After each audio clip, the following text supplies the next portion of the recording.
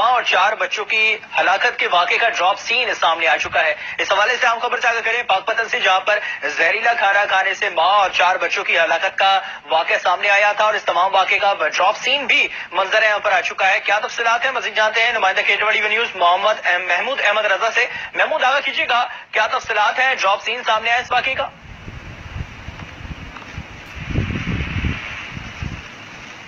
महमूद, आवाज आ रही है आपको हमारी?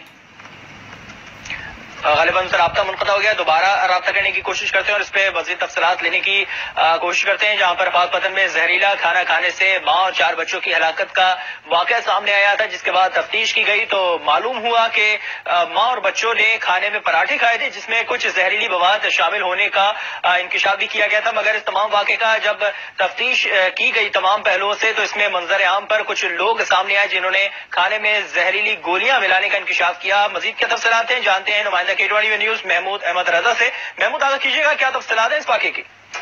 जी बिल्कुल, पाकपतन के नवाही गांव 143 में जहरीले पराठे खाने से मां और 4 बच्चों की हलाकत के अफसोसनाक वाक़े का ड्रॉप सीन हो गया। पुलिस के काम के मुताबिक जहां पर अफराद को घी में जहरीली गोलियां मिलाकर कत्ल किया गया। घी में जहर जहां पर बच्चों के मामूजात कजनों ने बच्चों के वालिद की डांट से तंग आकर मिलाया था। पुलिस के मुताबिक जहां पर बच्चों के कजन हमजा और अजीम ने बच्चों के वालिद तौफीक और बीवी की डांट से दिल बर्दाश्त होकर घी में जहरीली गोलियां मिलाई।